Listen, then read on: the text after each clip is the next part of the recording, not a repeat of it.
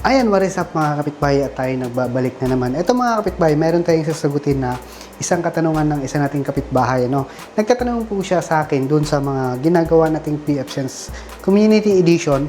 Nagtatanong po siya sa akin kung ano nga ba daw ang pinaka-compatible na network interface card na pwede nating bilhin sa market na compatible kahit saan. Ganito po yun mga kapitbahay, no? Marami akong mga client na gumagamit ng Community Edition. Halos lahat ang binibili ko sa kanila is yung TP-Link na PCIe na gigabit na network card. So far, so good. Never naman ako nagka-problema. Ayan, based dun sa website ni PFSense or dun sa mga forums na binabasa natin, as long as na yung network card na kahit hindi ata TP-Link yung brand, as long as na yung chipset niya is naka Realtek ba yun? Realtek na chipset, automatic gagana po yun. Kasi meron akong mga ibang subscriber na gamit din nila Community Edition. Bumibili sila ng mga network card, yung mga 4 port, yung 4 gig na, yung 4 yung port.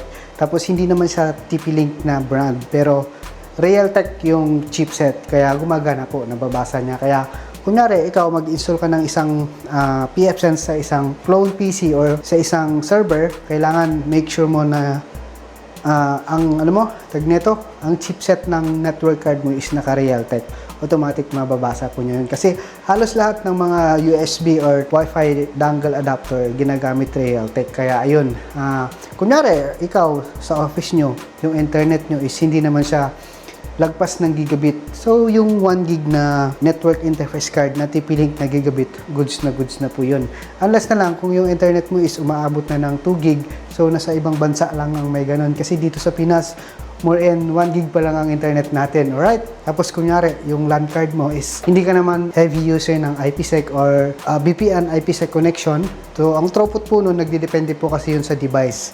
Ayan, nagdidepende sa device ni PFSense. Ayan. Like for example, yung PFSense namin is yung 6100s, 1.8 gigabit ata yung throughput pagdating sa IPsec. Or yung 5100s, nasa 1 gig mahigit. Ayan. Nagdidepende po kasi yun. Kaya kung gusto nyong compatibility, punta lang kayo PCI Express. Pili kayo ng TP-Link na gigabit. So, solve ka na doon. Kung gagamitin mo lang naman sa mga small, medium business na office, yan, pwede na po yun. Gigabit network card or di kaya, minsan sa akin, yung iba kong ginagamit nila, yung PFSense nila is mini PC.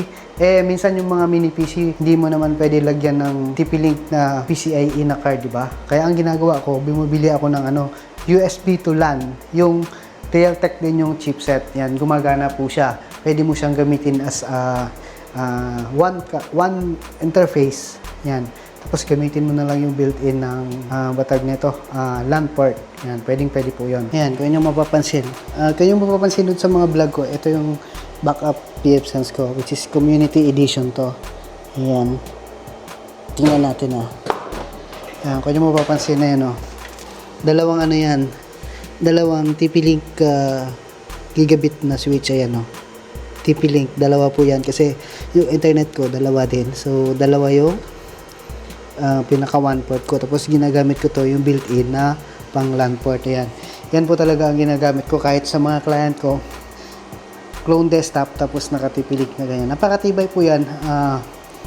Bago kami bumili niyan, yung warehouse na to, tinayo to, ito muna talaga ang ginamit namin na pansamantala kasi bigla ang nag-start to, so wala kaming choice kundi gumamit ng ganito. Pero almost 1 year din to namin nagamit bago dumating tong isa kasi medyo matagal to i-order. Kasi in-order namin to online, wala raw stock, kaya inantay namin. Tapos yung huling order na namin, mga 6100s na yung mga dumating. Ito lang yung natitirang 5100s, pero sa main namin, saka sa ibang branch, 6100s talaga. Kaya, yan, kung nyo papansin, nasira dati to, di ba? Nasira yung pinaka MMC drive, yun. Kaya itong ginawa namin, ito yung pinakapalit ko, yan. In-upload ko lang yung config dyan, okay na siya ulit, yan. Naka TP-Link neck card ko yan. Walang halong biro. Ayan, tapos kung inyo mapapansin, sa bahay, yan yung mga pinagpalitan ko ng mga TP-Link na ayan, kung yung papansin, yan yung mga nakalagay kong kahon. At saka yan yung server ko. Ayan, kung yung mapapanood sa huli kong vlog, yan talaga gamit ko. Dalawang TP-Link na gigabit. Alright?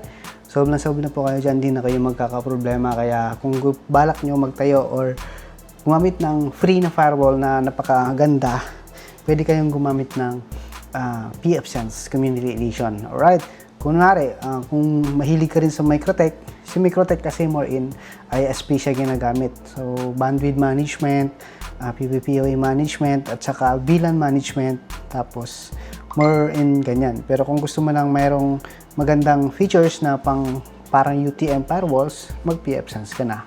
Alright, so maraming salamat, God bless, and thank you so much for watching.